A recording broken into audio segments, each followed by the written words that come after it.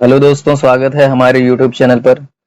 हम लोग RPF SI 2024 SI constable का मैथ का प्रैक्टिस सेट जो हम लोग कर रहे थे, आज हम लोग उसका अगला सेट करेंगे। देखते हैं अगला सेट कौन सा है। अगला सेट आज हम लोगों का 10वां सेट है। आज हम लोग 10 नंबर का सेट करेंगे और शुरू करते हैं हम लोग। ये रहा 10वें सेट का पहला क्वेश्चन। देखिए, एक वर्ग के विकर्ण 24 सेंटीमीटर है, तो इसका परिमाप कितना होगा। देखिए, ये कोई कोई वर्ग है, उसकी विकर्ण ये दिया हुआ है 24 सेंटीमीटर। 24 सेंटीमीटर, तो आपसे आप परिमाप निकालना है तो आपको पहले इसकी साइड निकालनी होगी। ये जो साइड दी हुई है, ये साइड निकालना होगा। मान लेते हैं ए है, तो जो विकर्ण होता है, विकर्ण इसका डायगोनल, आप जानते हैं कि विकर्ण बराबर होता है under root A under root 2। ये होता है वर्ग का विकर्ण। तो वर्ग का विकर्ण आप रख देंगे 24 और वर्ग के विकर्ण के बराबर ये होता है अंडर रूट 2a।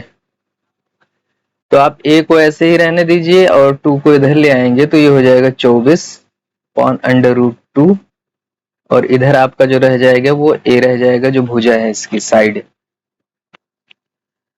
तो जब a बराबर इतना होगा तो आप इसको यहां से हटाने के लिए क्या करेंगे कि आप 2 से अंडर रूट 2 से मल्टीप्लाई कर देंगे, दोनों साइड में, ऊपर नीचे दोनों तरफ मल्टीप्लाई कर देंगे। मल्टीप्लाई इसलिए किया जाता है क्योंकि ये इससे कट जाएगा और फिर रिटर्न वही चीज आ जाएगा जो पहले से है। ये इसको काट सकते हैं, काटने के बाद वही चीज आ जाएगा, इसलिए मल्टीप्लाई कर देते हैं। तो जब आप इसको मल्टीप्लाई कर देंगे तो ये हो जाएगा, ए को इस तरफ लिख लेते हैं, तो ए बराबर ये हो जाएगा 24 अंडर रूट 2, और ये हो जाएगा 2 दूनी 4, फिर वर्गमूल निकल के आ जाएगा तो ये हो जाएगा 2। तो ये हो जाएगा 12.2, 12 दूना 24, तो ये जाएगा 12 अंडर रूट 2। इसकी जो है ना भुजा आ गई, इसकी जो है ना भुजा आ गई 12 अंडर रूट 2। अब इसका जो परिमाप पूछा है, परिमाप परिमाप का मतलब जानते हैं कि ये कि चारों भुजाओं का योग होता है, ये भुजा ये भुजा ये भुजा। तो 4 बार जब इसको जोड़ेंगे आप, 4 भुजाएं हैं, 4 बार जोड़ेंगे तो 4 गुणे ये जो है ना 12.2 हो जाएगा, मतलब 12 चौक 48, 12 चौक 48 अंडर रूट 2 आपका जो है ना परिमाप हो जाएगा वर्ग का। आपका आंसर जो हो जाएगा वो हो जाएगा बी ऑप्शन। अगला क्वेश्चन देखते हैं हम लोग। ए बी से, अगला क्वेश्चन है, ए बी से 15% अधिक है, बी ए से कितने प्रतिशत कम है, दशमलव तक निकालिए। तो देखिए, आप इसको, इसका एक तरीका होता है, एक ट्रिक जो होती है, आप x plus 100 minus x into 100, ये होता है कि अगर किसी को अगर कम किया जाता, अच्छा अधिक किया जा रहा है, तो यहाँ पे आप प्लस कर देंगे। प्लस माइनस होता है, प्लस प्लस माइनस। अगर अधिक पूछ रहा है, अधिक किया जा रहा है तो प्लस किया जाता है, और अगर कम कर रहा है तो माइनस किया जाता है। ठीक, तो ये कम ज्यादा परसेंटेज में निकल जाता है, ये आप इसको याद रखिएगा। तो इसी ट्रिक पे अप्लाई कर देते हैं। देखिए, 15% और 100 प्लस 15 हो जाएगा 115 गुणे 100। अब आप इसको 5 से काटेंगे, 5 एकम 5, 5 तिया 15, 5 तिया 15, और फिर 5 से काटेंगे, ये हो जाएगा 23। अब ये आपका जो बचा है ये हो 300 बटा 23। तो आप इसको काटेंगे तो 23 एकम 23 जाएगा, इसको काटेंगे 23 एक कम 23, 23 एक कम 23, ये बचेगा 7, हो जाएगा 70 बचा यहाँ पर। तो 70, 23 से 23 तेइया कितना हो जाता है 69, तो 23 तेइया 69 होगा, तो 69 बचेगा 10, एक बचा। आप दशमलव लगाएंगे, दशमलव लगाएंगे, फिर ये जब जीरो बढ़ जाएगा तो ये 10 हो जाएगा। अभी ये कम है तो आप यहाँ पर फिर जीरो लगाएंगे तो ये हो जाएगा 100 हो जाएगा, तब ये अब जाएगा चौके जाएगा। तो आपका जो आंसर हो जाएगा 13.04 हो जाएगा। तो आपका जो आंसर है वो सी ऑप्शन है। अगला क्वेश्चन देखते हैं हम लोग।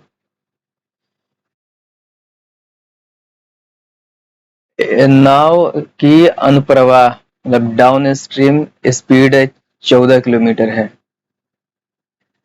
14 किलोमीटर प्रति घंटा, और ऊर्ध्व प्रवाह 10 किलोमीटर प्रति घंटा है। तो शांत जल में 72 किलोमीटर की दूरी तय करने में कितना समय लगाएगी। देखिए इसका जो है ना, जो पूछ रहा है अनुप्रवाह, तो मतलब x प्लस वाई बराबर 14 है, सॉरी 14 किलोमीटर प्रति घंटा ये स्पीड है, और अप स्ट्रीम का मतलब x माइनस वाई बराबर 10 है। तो ये शांत जल में जो है ना नाव की चाल है, और ये उसके साथ जो है ना जब पानी का बहाव के साथ का ये है धारा की चाल। ये शांत जल में नाव की चाल, और ये तो x की वैल्यू आपको निकालना है। तो x की वैल्यू निकालने के लिए आप क्या करेंगे, इनको जोड़ देंगे। तो जब जोड़ेंगे तो ये माइनस में है, ये प्लस में है, तो ये कट जाएगा, यहाँ बचेगा फिर सिर्फ ये x और ये वाला 2x मिलकर 2x हो जाएगा, और इधर जो है ना जब जोड़ेंगे तो ये हो जाएगा आपका 24 हो जाएगा। तो x बराबर आप 2 इस तरफ आएगा, इस तरफ लाएंगे तो इधर गुणे में है, इधर जाएगा बटे में आ जाएगा। 2 एक कम 2, और ये 12 में 24 होता है। तो x बराबर जो आ गया वो आ गया 12 किलोमीटर प्रति घंटे की स्पीड निकल के आ गई। अब आपको निकालना क्या है कि 72 किलोमीटर कितने समय में निकालेंगे, तो समय आपको निकालना है। तो समय बराबर हो जाएगा आपका दूरी बटे चाल हो जाता है। तो दूरी बटे अगर चाल होता है समय, तो दूरी कितना है 72 किलोमीटर दिया है आपको यहाँ पर। देखिए 72 यही निकालना है, 72 के लिए कितना समय लगेगा, तो 72 किलोमीटर, और शांत जल में स्पीड कितना है 12 आया है, तो 12 आप यहाँ पर रख देंगे चाल। तो 12 एक कम 12, 12 छंग 72, तो 6 घंटे जो है ना जो निकल के आएगा वो आपका इस क्वेश्चन का आंसर हो जाएगा। 6 घंटे, 6 घंटे का समय लगेगा। अगला क्वेश्चन देखते हैं हम लोग। अगला क्वेश्चन है, एक कार 24 मिनट में 48 किलोमीटर की दूरी तय कर सकती है। किसी बस की गति कार की दोगुनी है। बस 135 किलोमीटर दूरी कितने समय में तय करेगा। तो पहले बस के बारे में पूछा है, तो बस की जो है ना गति है, जो बस की स्पीड होगी वो दोगुनी होगी किससे, कार से। तो आप कार की गति निकाल लीजिए, तो बस की निकल आ जाएगी। कार की स्पीड क्या है, कार की गति अगर निकालनी है स्पीड, तो दूरी बटा समय होता है स्पीड के लिए। तो दूरी आप रखेंगे कितना 18 किलोमीटर, और समय कितना 24 मिनट, 24 मिनट। अब आप इसको इसको जब भाग देंगे तो देखिए ये इससे कटेगा 6 त्रिक 18, और 6 चौके 24, 2 एक कम 2, और 2 दूनी 4, ये हो जाएगा 1.5 किलोमीटर। ये आ जाएगा 3/2, मतलब वो है कि ये क्या है 1.5 किलोमीटर प्रति मिनट है। घंटा मत समझिएगा, ये किलोमीटर प्रति मिनट आया है, मिनट में ही रख दिया गया है, मिनट किलोमीटर प्रति मिनट है। क्या है बस की स्पीड। अब बस की जो है ना जब ये निकालना है, ये समय निकालना है कि ये 135 किलोमीटर कितने समय में जाएगा। तो समय बराबर क्या होता है दूरी।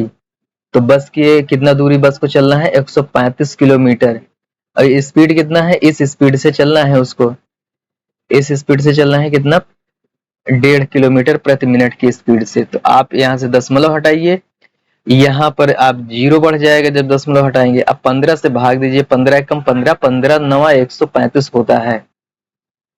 तो 15 नवा 135 होता है, तो हो गया 90 मिनट आया आपका आंसर, हो गया 90 मिनट। ये 0 यहाँ पर जो है ना बच रहा है एक्स्ट्रा, तो इसको जो है ना यहाँ पे ले लें, 15 मिनट हो जाएगा, सॉरी 90 मिनट हो जाएगा। तो जो आपका जो आंसर हो गया, आंसर हो गया ये 90 मिनट। अगला क्वेश्चन देखते हैं हम लोग। हम लोग ये क्वेश्चन देखते हैं, P Q Q R R P की औसत आयु क्रमशः 13, 14, 12 है। तो इसमें क्यू की आयु पूछा है, क्यू के बारे में पूछा है, क्यू की एज कितनी है। तो आप जानते हैं कि पी और जैसे सम जो होता है, पी और क्यू, पी और कैपिटल क्यू कर लीजिए इसको, पी और क्यू सम कितना हो जाएगा, 2 गुणे 13 हो जाएगा।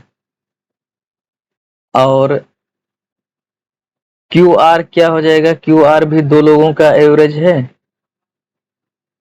2 लोग हैं तो 2 से मल्टीप्लाई हो जाएगा, 14 हो जाएगा। और आर और पी का जो है ना जब आप निकालेंगे, तो ये भी 2 लोग हैं, तो 2 गुणे ये हो जाएगा 12। तो आप इसको सम कर लेंगे, सबको जोड़ लेंगे, जब सबको जोड़ेंगे तो ये यहाँ पे P है, यहाँ पर ये है, तो 2P हो जाएगा, 2P हो जाएगा। ये Q और ये Q मिलकर के जो है ना 2Q हो जाएंगे, और इसी तरह से ये 2R हो जाएगा। और यहाँ पर इनको जब जोड़ेंगे तो यहाँ भी 2 है, यहाँ भी 2 है, सबको कॉमन ले लेंगे जब 2 को, तो यहाँ पर आपका जो ये बचेगा 13, 14 और 12। तो आप जब इनको यहाँ पर जब आप कॉमन ले लेंगे, यहाँ पर देखिए सब जगह 2 है, तो यहाँ पर 2 कॉमन ले लेंगे, तो पी क्यू और आर यहाँ पर बचेगा। और यहाँ पर जब आप 2 को कॉमन लिए हुए हैं और इन सबको जोड़ेंगे, तो 13, 14, 27 और 27, 10, 37, 2, 27, हाँ 39 हो जाएगा, 39 हो जाएगा। अब ये 2 इस 2 को काट देगा, ये 2 इससे कट जाएगा। अब आपका जो बचा है P Q R, P plus Q plus R जो आपका बचा है, ये बचा है 39। अब आप यहां से देखेंगे कि आपको निकालना क्या है, क्यू को निकालना है, क्यू की वैल्यू निकालनी है, क्यू की वैल्यू। तो क्यू के लिए आप क्या करेंगे कि आप इसमें से क्यू निकालना है, तो आप पी और आर को घटा लेंगे। तो पी आर आपको घटाना है, पी आर को घटाना है, तो पी आर कहाँ एक साथ है, यहाँ पर है पी आर एक साथ। तो पी आर घटाने का मतलब है कि आप 12 दूना 24, ये 2 गुणे 12, 2 24, 24 को आप इसमें से घटा लेंगे।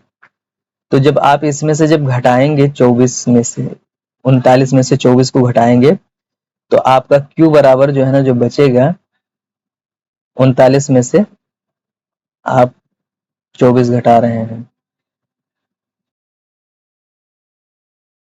तो ये बचेगा 15, 15 वर्ष, 15 वर्ष ही Q की एज होगी,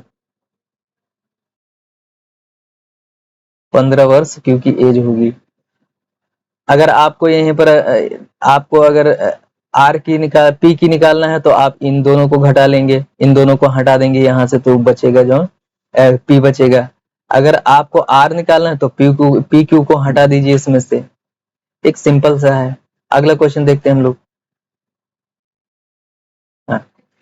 ए किसी कार्य को अकेला 30 दिन में कर सकता है, बी उसी कार्य को अकेले 60 दिन में कर सकता है। यदि वे 5 दिन तक साथ कार्य करते हैं, तो कार्य का कितना हिस्सा शेष रह जाएगा।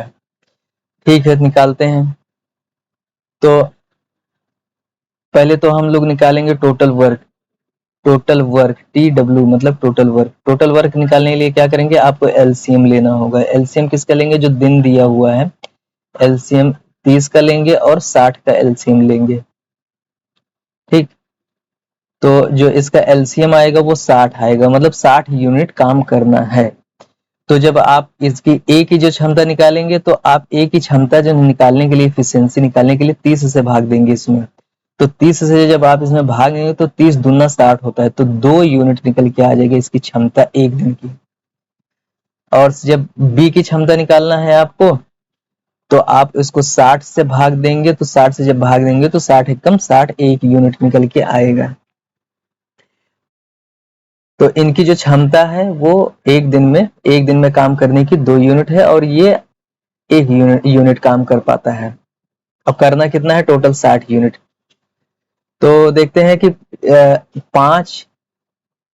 5 दिन तक कार्य कौन करता है, 5 दिन तक दोनों मिल करके करते हैं, मतलब ये 2 यूनिट करता है और ये 1 यूनिट करता है। 5 दिन तक ये काम करेंगे तो इतना काम होगा।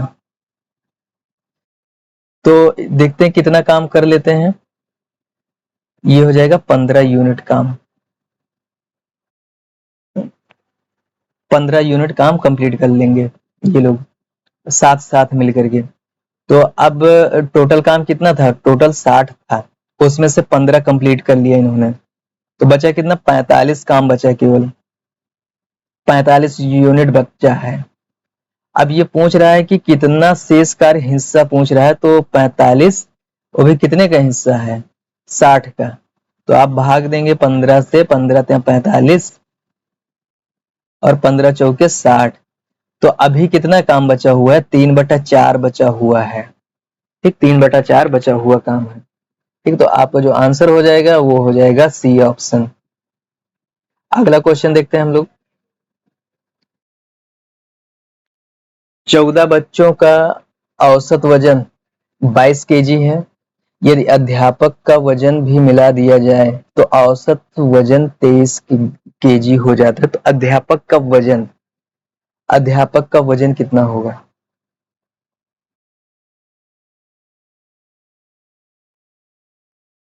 तो अध्यापक का वजन निकालना है। देखिए यहाँ से ये बढ़ता कितना है, 1 यूनिट ही, केवल 1 केजी ही केवल बढ़ रहा है। तो आप इनका अध्यापक का वजन के लिए क्या करेंगे, अध्यापक के वजन के लिए आप क्या करेंगे कि देखिए जो औसत है वो 22 है, ठीक, और 1 केजी बढ़ रहा है, 1 केजी बढ़ रहा है कितने लोग होने के बाद, 1 केजी बढ़ रहा है, वही हम लिख रहे हैं। और कितने कितने पे, 14 पहले थे, अब हो गए 15। तो ये कितना हो जाएगा, 22 और प्लस 15। तो आप इनको जब जोड़ेंगे तो ये हो जाएगा 37 केजी हो जाएगा अध्यापक का वजन। ये होगा, ये ट्रिक होती है। हाँ, ये क्वेश्चन देखते हैं। वह सबसे बड़ी संख्या कौन सी है जो 460, 491 और 53 को विभाजित करती है, तो प्रत्येक मामले में शेष 26 बचता है। तो आप सब में से 26 26 बचता है, 26 26 घटा लीजिए। 460 में से आप 26 घटाएंगे और 491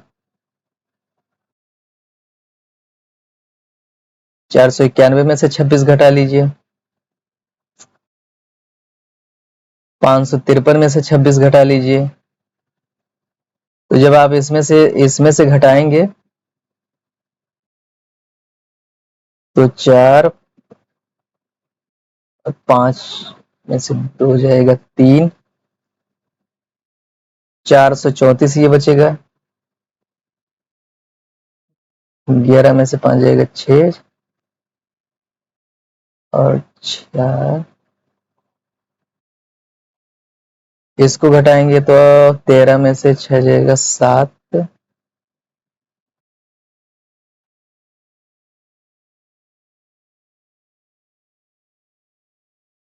2, 427। तो इन सबका आपको एचसीएफ निकालना है।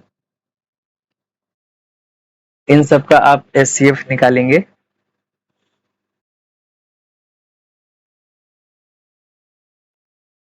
तो एचसीएफ आपको निकालना है इनका सबका, एचसीएफ HCF किसका 434, 465 और 427 का। इसका आपको HCF निकालना है।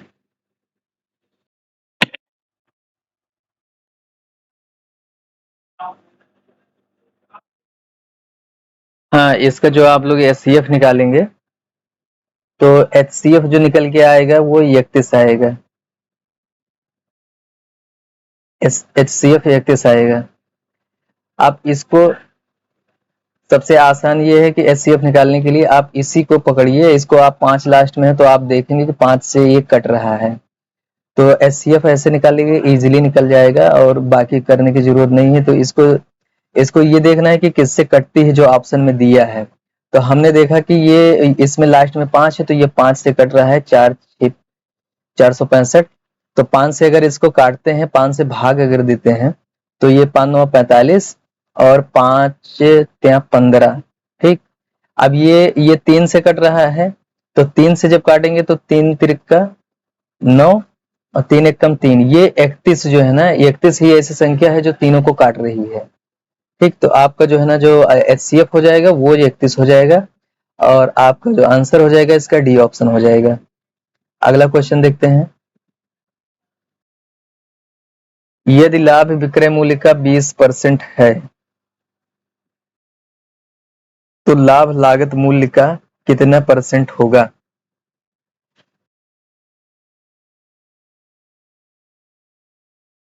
देखिए, लाभ विक्रय मूल्य का जो मतलब है, कहने का मतलब है कि मान लेते हैं ESP मतलब सेलिंग प्राइस जो विक्रय मूल्य है वो 100 है, तो ये प्रॉफिट जो है ना 20 हो जाएगा। इसका कह रहा है लाभ विक्रय मूल्य का 20% है, तो प्रॉफिट जो है ना, प्रॉफिट इसका 20% हो जाएगा।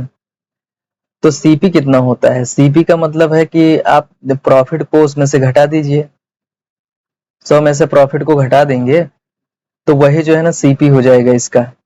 मतलब लाभ जितना ज्यादा बेचा गया है उसको घटा देंगे तो उसके जो है ना लागत मूल्य निकल जाएगी, 80 हो गया।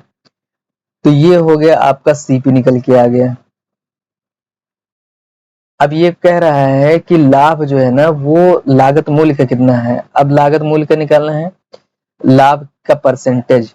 यहाँ पर पहले जो था वो SP पे था, अब CP पे निकालना है। तो 20, लाभ जो है ना 20 है और कितना अधिक CP कितना है, 80 है। तो आप इसको काटेंगे, 2 एक कम, सॉरी इसमें मल्टीप्लाई कर दीजिए 100 से। तो आप अब काटिए, 2 एक कम 2, 2 चौके 8 और 4 से इसको काटेंगे तो ये हो जाएगा 25। तो आपका जो लाभ हो गया वो 25% हो गया। आपका जो आंसर हो जाएगा ये हो जाएगा आपका बी ऑप्शन। अगला क्वेश्चन देखते हैं हम लोग। ये रहा अगला क्वेश्चन। ये कह रहा है यदि 12,000 रुपये को 20% प्रति वर्ष की दर से चक्रवृद्धि ब्याज पर 2 वर्ष के लिए निवेश किया गया है तो ब्याज कितना? केवल ब्याज पूछा है, तो ब्याज के लिए क्या है ना कि आप नेट ब्याज इसका निकालेंगे। तो एक फार्मूला से भी लगा सकते हैं लेकिन ये हमारे हिसाब से ये ज्यादा सही रहेगा। आप पहले इसका नेट निकालेंगे, नेट परसेंटेज क्या होगा। तो 20 प्लस 20 प्लस 20 गुणे 20 100, तो ये आपका आएगा 44%। तो आप यही जो 12,000 दिया है इसी का आप 44% निकाल देंगे, जो वही आपका जो है ना ब्याज हो जाएगा।